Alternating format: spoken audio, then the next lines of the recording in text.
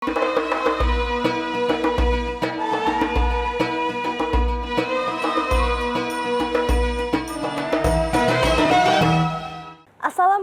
warahmatullahi wabarakatuh. Allahumma sholli ala Sayyidina Muhammad wa ala ali Sayyidina Muhammad. Ketemu lagi bersama saya Caca Frederika dalam Tafsir Al-Misbah bersama dengan Pak Quraisy Shihab. Assalamualaikum Pak. Waalaikumsalam warahmatullahi.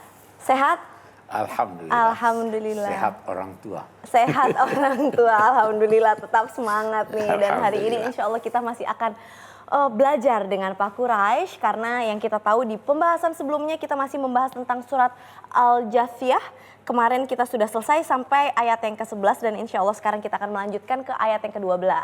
Dan sudah disebutkan juga bahwa Al-Quran ini datang sebagai petunjuk buat kita untuk kebaikan kita semua. Dan insya Allah berkah Ramadan ini dapat membuat kita jadi lebih semangat lagi untuk mau belajar dan memahami petunjuk-petunjuk dari Allah SWT. Tanpa berlama-lama langsung aja yuk kita langsung lanjutkan pembahasan kita Pak Quraisy. Baik, bismillahirrahmanirrahim. A'udzubillahi minasyaitonirrajim. Allahu ladzi sakhkhara lakumul bahra litajriyal fulku bi amrihi wa litabtaghu min fadlihi wa la'allakum tashkurun. Kembali Allah menjelaskan betapa banyak anugerahnya kepada umat manusia. Dia telah menundukkan buat kamu lautan sehingga kapal-kapal bisa berlayar di sana.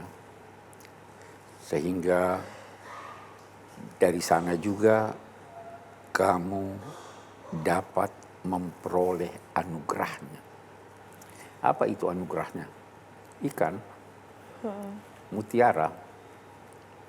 Allah menciptakan itu, menundukkan itu kepada kamu supaya kamu mencari. Wala'allakum tashkurun, lalu kamu bersyukur atas anugerah itu. Saya ingin berhenti sejenak di sini. Lautan itu diciptakan Allah bukan sekedar untuk dilihat, berenang, litajriyal fulka fi, supaya ada kapal-kapal berlayar di sana. Apalagi kapal-kapal yang berlayar itu atas anugerah Allah, dia tunduk. Ada hukum-hukum yang ditetapkan Allah sehingga dia tidak tenggelam walaupun berat. Ya kan? Bertonton. Bertonton. Dan supaya kamu mencari anugerahnya di sana. Cari ikan dong. Cari mutiara dong. Cari hal-hal yang bermanfaat dong di laut. Supaya kamu bersyukur. Saya biasa berpikir kita ini bangsa Indonesia kurang syukur. Berapa banyak kapal kita yang berlayar di sana. Berapa banyak ikannya yang kita manfaatkan. Berapa banyak. Bersyukur. Syukur adalah menggunakan nikmat Allah sesuai tujuan pemberiannya. Diberi laut, ciptakan kapal untuk berlayar. Itu anugerah, ya kan? Itu ya. Wa sakhkhara lakum ma fis samawati wa ma fil ardi jami'an minhu. Bukan cuma kapuk, bukan cuma lautan. Segala alam raya ini semua ditundukkan buat kamu. Bahas itu. Apa yang dapat dimanfaatkan dari angin? Apa yang dapat dimanfaatkan dari sinar matahari? Manfaatkan itu semua. Itu semua telah ditundukkan Allah untuk kamu, wahai manusia. Dan di situ juga terdapat ayat-ayat untuk orang yang mau berpikir. Ya kan? Oke. Setelah berbicara tentang anugerah Allah, tentang keesaannya, dia berpindah ayat 14 itu menyangkut akhlak. Bagaimana kita menghadapi mereka ini yang membangkang perintah Allah, yang tidak mau mengakui keesaannya, bahkan yang menghina Al-Quran, menghina agama. Bagaimana kita harus menghadapi mereka? Nah, ini ajaran akhlaknya yang juga sudah hilang dari kita. Kita baca apa yang diajarkan Al-Quran. Qul lilladzina amanu yaghfiru lilladzina la yarjuna Allah ayyamallah. Wahai Nabi Muhammad, sampaikan kepada orang-orang yang beriman, hendaklah mereka yaghfir, sebentar saya akan terangkan rincian, memaafkan orang-orang yang tidak menantikan datangnya hari Allah. Orang musyrik itu tidak menantikan datangnya hari Allah, tidak mengharapkan sorga. Karena mereka merasa hidup cuma sampai saat ya begitu dia mati di dunia aja. Mereka itu menghina kamu, menghina Al-Quran. Nabi sudah sering diajarkan, wahai Nabi, jangan hiraukan mereka. Habis waktumu kalau mau menghiraukan mereka. Sekarang diperintahkan orang beriman. Kalau ada yang ganggu kamu, jangan hirau. Ada melecehkan agama kamu, hendaklah wahai Nabi Muhammad perintahkan orang-orang beriman, maafkan mereka. Ada ayat yang menyatakan demikian. Latublaunna fi amwalikum wa anfusikum. Kamu pasti Allah akan uji menyangkut harta kamu. Boleh jadi hilang, boleh jadi rusak. Wa anfusikum, dalam diri kamu, boleh jadi kamu sakit. Baru ada lagi ujian yang juga cukup berat. La tasma'unna minal ladzina utul kitaba min qablikum minal musyrikin adzan katsira. Kamu pasti akan mendengar gangguan dari orang-orang ahlul kitab. Dan itu Allah sudah tahu kamu pasti akan mendapatkan gangguan. Jadi kalau memang ada gangguan di sekeliling kita, ya wajar, Allah juga udah tahu kita pasti bakal mendapatkan gangguan itu sebagai ujian dan cobaan kita kok. Wa in tasbiru wa tattaqu, kalau kamu sabar menghadapi itu, bijak menghadapi itu, itulah sesuatu yang perlu untuk ditekadkan dalam mewujudkannya. Ini akhlak Islam. Itu akhlak Islam, sabar dan memaafkan. Nah, bisa nggak nih kalau ada orang melakukan kesalahan, baik dia beriman ataupun belum beriman, mampu nggak kita untuk melakukan, ya maafin aja deh, namanya juga orang hilaf, udah tutup kesalahannya, nggak usah dibahas-bahas lagi, atau masih mau kita kulik-kulik, masih kita bahas-bahas kesalahannya. Nah, pilihannya ada di diri kita. Sesaat lagi kita masih akan melanjutkan pembahasan kita, jadi jangan kemana-mana, tetap di Tafsir Al-Misbah. Siapa yang berbuat buruk, maka keburukannya akan menimpa dirinya. Tsumma ila rabbikum turja'un. Kemudian setelah itu, kalian semua akan kembali kepada Allah untuk mendapat apa yang wajar kalian dapat.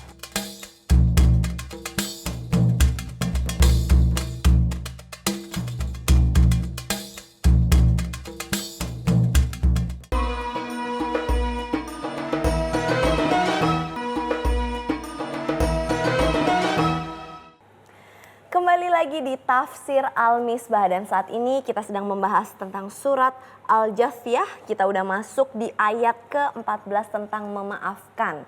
Kalau kita memaafkan seseorang, sesungguhnya itu baik buat orang yang melakukan kesalahan atau sebenarnya baik buat diri kita sendiri sih? Dan kenapa Allah menggarisbawahi bahwa ini adalah akhlak yang perlu dipegang oleh setiap orang beriman? Kenapa tuh Pak Quraisy? Baik, mari kita lihat dulu. Saya tadi janjikan mau yaghfiru, memaafkan. Sebenarnya yaghfir itu beda dengan memaafkan. Maaf itu menghapus luka di hati. Ya kan? Nah, kalau yaghfir itu menutupi. Menutupi sehingga tidak dinampakkan di luar. Boleh jadi dia masih ada tapi tertutup. Oke. Beda kan? Yaghfir. Menutupi. Ada kesalahan-kesalahan mereka, keburukan-keburukan mereka yang tidak terlalu merusak akidah. Saya ingin garis bawahi supaya orang tidak salah paham. Ini bukan berarti semua dimaafkan. Ada tempatnya, lihat kemaslahatannya.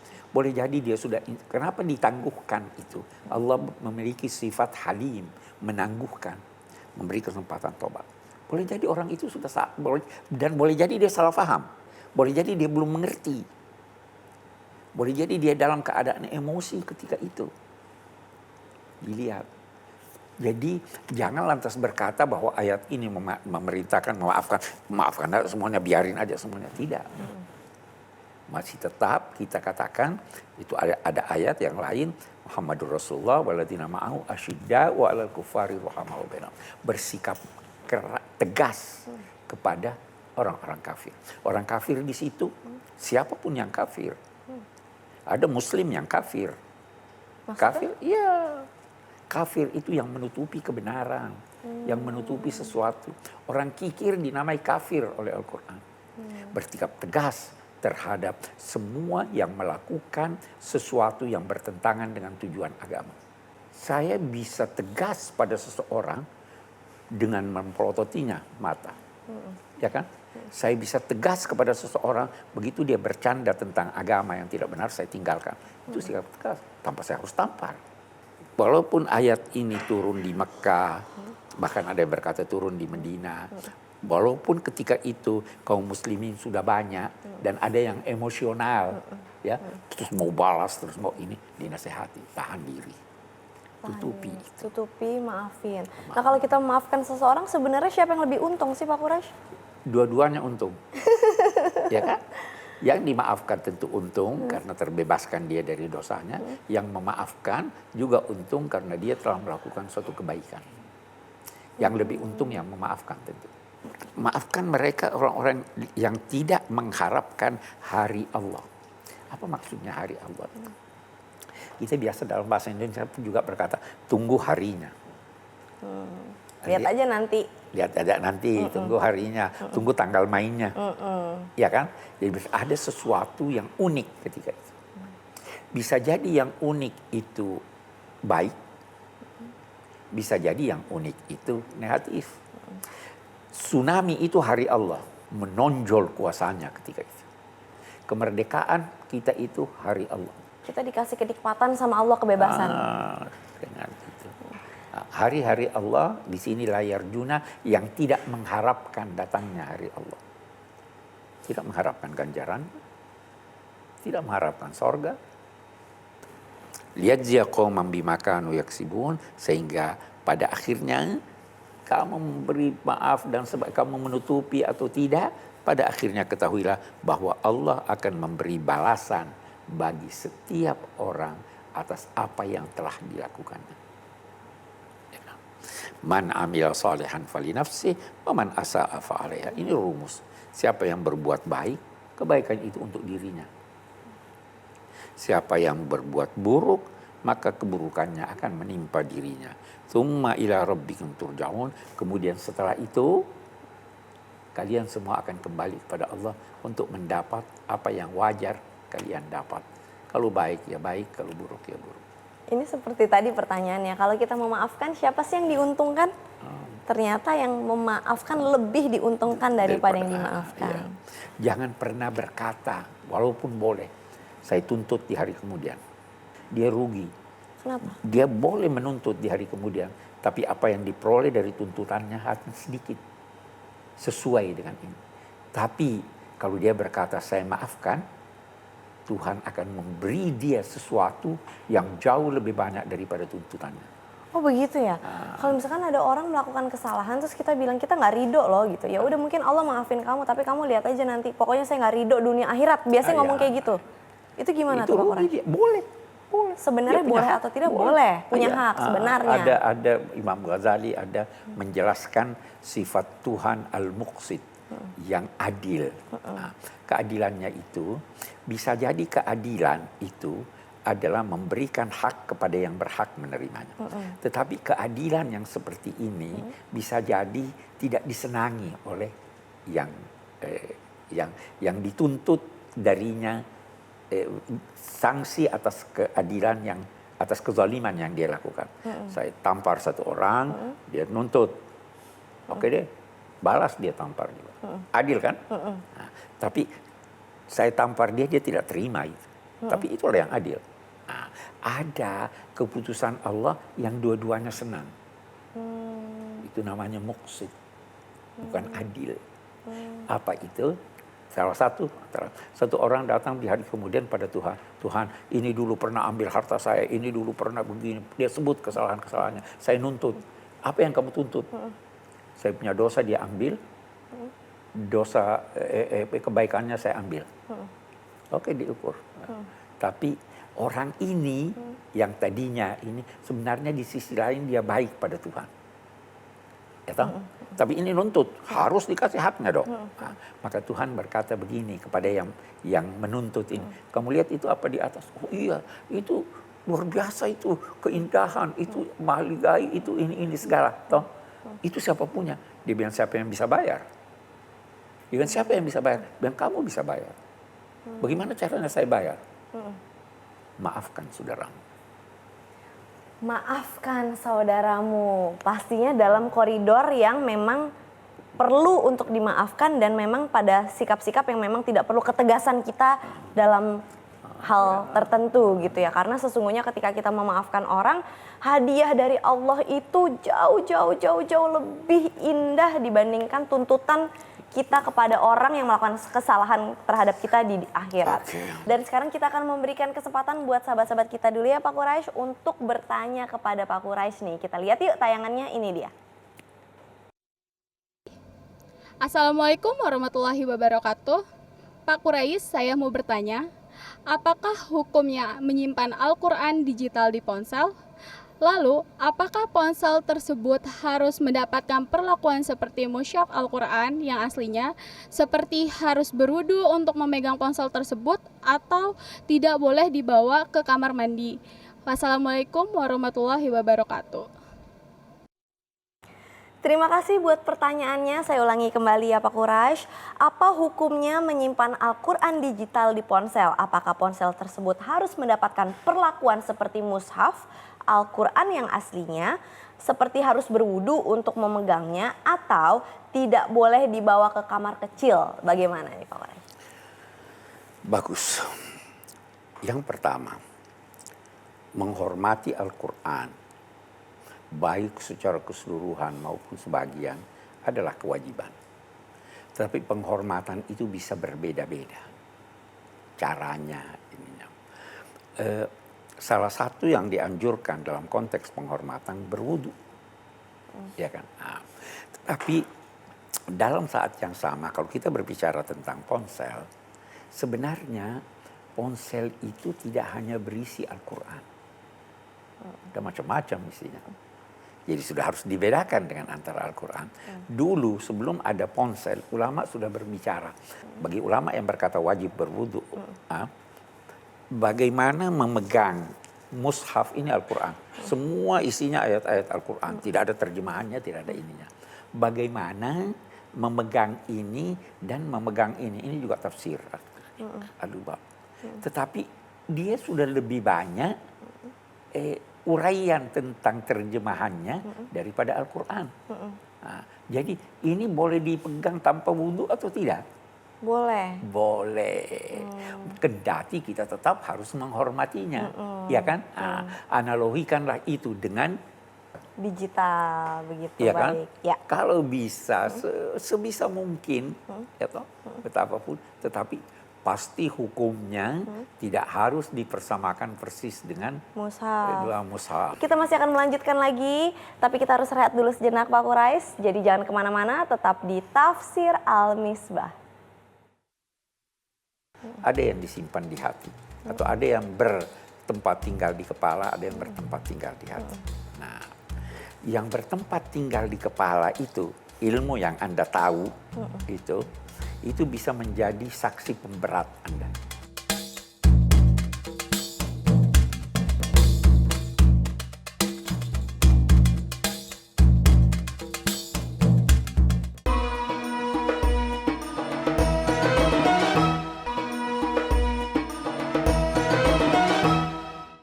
Kembali lagi di Tafsir Al-Misbah dan sekarang kita udah masuk ke segmen yang ketiga. Di segmen ini insya Allah akan ada kesempatan nih buat sahabat-sahabat di luar sana yang ingin bertanya kepada Pak Quraisy. Tapi sebelumnya kita masih mau melanjutkan pembahasan kita. Tadi sudah sampai ke ayat 15. Baik, kita setelah memberikan rumus atau tuntunan moral ini, kembali Al-Quran berbicara tentang umat yang lalu. Kali ini yang dibicarakannya adalah Bani Israel. Kembali lagi sebagaimana. Walaqad atayna Bani Israel al-kitab wal hukma wan nubuwah. Sungguh kami telah menganugerahkan kepada Bani Israel Alkitab.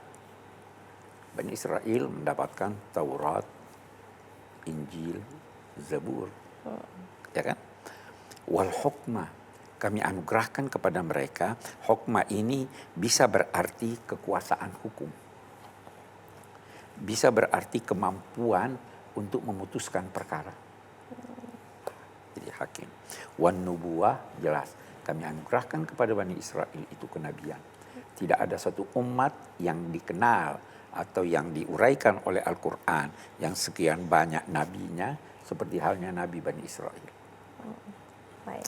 Oke, kami berikan mereka kenabian dan kami anugerahi mereka aneka kebajikan dan kami utamakan mereka atas masyarakat orang-orang yang berada pada masanya.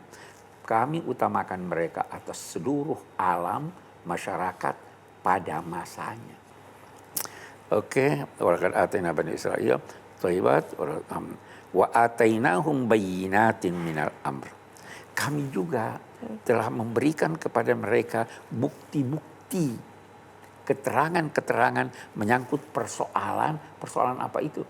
Persoalan tentang akan hadirnya seorang nabi setelah Nabi Isa. Orang-orang di Medina ini yang mendengar berita itu bersegera percaya pada Nabi Muhammad. Oh, ini dia nabi yang dikatakan. Kita mau akui ini. Ini dia benar ini. Ya toh, jadi Langsung mereka percaya. berselisih. Kenapa mereka berselisih? Baghyan bainahum. Sikap angkuh, pelampauan batas dari mereka. Mereka cemburu. Mereka enggan menerima. Baghyan bainahum. Inna rabbaka yaqdi bainahum. Bahkan antara mereka terjadi perselisihan itu. Orang Yahudi juga macam-macam. Ada yang mau menerima, Ada yang mau menerima, ada yang tidak. ada yang tidak. Ada yang menolak 100%. Ada di antara mereka yang berkata begini, Nabi Muhammad itu benar. Tetapi dia hanya diutus untuk orang Arab, bukan buat kita. Berarti sampai sekarang pun yang masih diperselisihkan atau yang masih mereka tunggu-tunggu itu yang mereka sebut sebagai nabi yang mereka tunggu-tunggu. Benar lagi yang mereka Makanya mereka masih menanti sampai saat ini padahal beliau itu sudah ada di bumi ini gitu. Insya Allah semoga mereka segera mendapatkan hidayah. Amin. Oke, jadi ayat 17 ini lantas menyatakan bahwa itu karena perselisihan itu terjadi setelah mereka punya ilmu. Nah, kita mau berhenti pada ilmu nih. Ada ilmu dalam benak, ada ilmu di hati. Prinsipnya ilmu mengantar kepada kebenaran, tetapi ada yang disimpan di kepala, ada yang disimpan di hati. Atau ada yang bertempat tinggal di kepala, ada yang bertempat tinggal di hati. Nah, yang bertempat tinggal di kepala itu, ilmu yang Anda tahu, itu bisa menjadi saksi pemberat Anda. Saksi pemberat. Saksi pemberat. Kamu sudah tahu, masih begini. Iya kan? Nah, kalau ilmu yang di dalam hati itu pasti mengantar Anda menuju kebenaran. Nah, ilmu yang ada di tangan orang-orang Yahudi ini tidak di hatinya. Dia sudah tahu di kepalanya. Dia sudah tahu. Dia sudah tahu, tapi itu ilmu dia taruh di kepalanya. Tidak menjadi bimbingan hatinya. Karena mungkin tertutup dengan kesombongannya. Macam-macam sebab. Ya kan? Yang penting begitu. Nah, jadi ada orang pandai tapi durhaka. Iya ya. Ya kan? Ya. Ada orang berilmu, ilmunya karena itu dikatakan ilmu itu bukan apa yang Anda peroleh dari proses belajar mengajar. Bukan. Tidak selalu. Tidak, bukan itu. Ilmu bukan dari proses belajar mengajar. Bukan. Ilmu itu yang ada di dalam hati. Itu baru dinamai ilmu. Ilmu itu, pengetahuan itu bukan lawan dari ketidaktahuan. Bukan. Boleh jadi satu orang berkata saya tidak tahu, itu lebih cerdas daripada yang berkata saya tahu. Menarik nih Pak Quraisy. Tapi tahan dulu, kita buat pemirsa yang ada di rumah penasaran dulu. Boleh jadi yang bilang tidak tahu itu justru lebih tahu. Boleh jadi. Masih akan kita bahas lebih dalam lagi. Jangan kemana-mana, tetap di Tafsir Al-Misbah. Tsumma ja'alnaka ala syari'atin minal amri fattabi'ha. Kemudian setelah ini keadaan ini, kami menjadikanmu wahai Muhammad berada di atas syariah minal amr.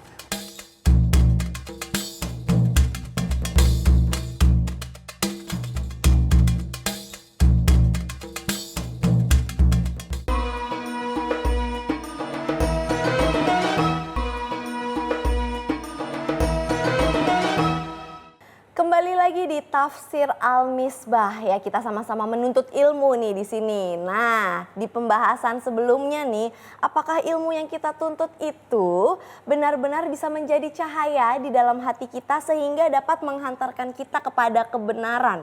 Dan tadi sebelumnya menarik nih, masih digantung pernyataan dari Pak Quraisy bahwa boleh jadi orang yang mengatakan bahwa saya tidak tahu justru lebih berilmu daripada yang bilang saya tahu. Maksudnya gimana tuh Pak Quraisy? Saya beri contoh. Ada 2 anak. Listrik rusak. Terus dikatakan siapa yang bisa perbaiki ini? Yang satu berkata saya tidak tahu. Yang satu berkata saya tahu. Dia berkata tahu, disuruh coba, gagal. Salah. Yang ini yang berjawab saya tidak tahu, dia mengetahui bahwa persoalan ini sulit. Ini nggak hanya sekedar Coba-coba. coba-coba. Nah, persoalan ini sulit. Dia tahu saya punya kemampuan hanya sampai di sini. Jadi saya tidak mau. Dan dia tahu kalau dia coba-coba malah nanti bisa merusak hal-hal yang Karena dia lain. tahu dirinya dan dia tahu betapa sulitnya ini dia selesaikan. Kalau yang ini dia tidak tahu dirinya. Ya kan? Iya. Itu nanti bisa dalam masyarakat, dalam kepemimpinan begitu. Ada yang bilang, ada yang ditawari mau jadi rektor, mau jadi dekan. Mau. Ada yang bilang saya tidak mau. Kenapa tidak mau? Saya tidak mampu untuk itu. Karena dia tahu capability-nya. Nah, kalau yang ini, jadi ketidaktahuan itu bukan lawan atau pengetahuan itu bukan lawan dari, karena itu dulu, sekarang jarang. Dulu ulama kalau ditanya seringkali berkata saya tidak tahu. Karena kalau jawabnya daripada sok tahu, mendingan bilang nggak tahu. Oke. Kita lanjutkan baghyan bainahum inna rabbaka yaqdi bainahum yaumal qiyamah fima kanu fihi yakhtalifun.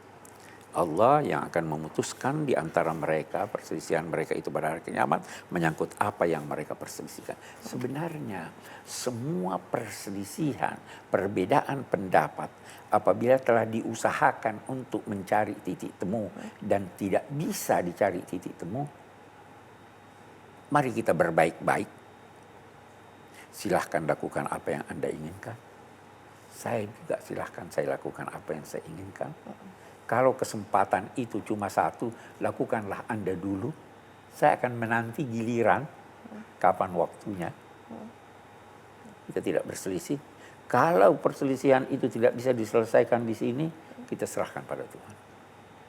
Salah satu yang tidak bisa diselesaikan adalah kebenaran anutan masing-masing. Orang Kristen berkata, Kristen itu yang benar. Ya kan? Islam yang benar. Nah, Yahudi yang benar. Buddha, Saya yang benar. semuanya mengaku benar. Iya. Mengklaim dirinya paling benar. Kita berkata, silahkan deh anut masing-masing. Saya hormati Anda, hormati juga saya. Lakum dinukum waliyadin. Nanti di hari kemudian Tuhan yang putuskan siapa yang benar, siapa yang salah. Betul, itu sudah sampai yang pada puncak ya. Puncak. Jadi yang ada di bawah-bawahnya itu mungkin hal-hal yang lebih kecil atau lebih ringan daripada itu, selama kita sama-sama beriman, mengaku bahwa Tuhan itu satu, ya sudahlah, lebih saling bertoleransi saja gitu. Ya, itu yang dimaksud di sini. Kemudian terakhir di sini, tsumma ja'alnaka 'ala syari'atin minal amri fattabi'ha. Kemudian setelah ini, keadaan ini, kami menjadikanmu wahai Muhammad berada di atas syariah minal amr. Mari kita lihat apa arti syariah. Syariah itu adalah jalan menuju sumber air. Jalan menuju sumber air. Air itu sumber kehidupan. Air itu segala sesuatu yang hidup dicipta dari air, ya, dan membutuhkan air. Agama begitu. Jadi syariah itu agama. Jadi bisa diartikan juga bahwa agama itu adalah sesuatu yang paling dibutuhkan sebenarnya oleh manusia. Tapi kenapa masih ada manusia yang gampang untuk kayak udahlah nanti aja, itu kalau urusan agama urusan yang kedua, ketiga, keempat. Nah, tahan dulu Pak Quraisy, karena kita masih akan mendalami lagi nih, tapi kita harus rehat dulu sejenak. Jadi jangan kemana-mana, tetap di Tafsir Al-Misbah. Serahkan pada Allah, cari. Allah sudah memberi tuntunan pada agama, carilah pada tuntunan agama. Carilah pada orang-orang yang melaksanakan agama dengan baik. Cari tuntunan di sana.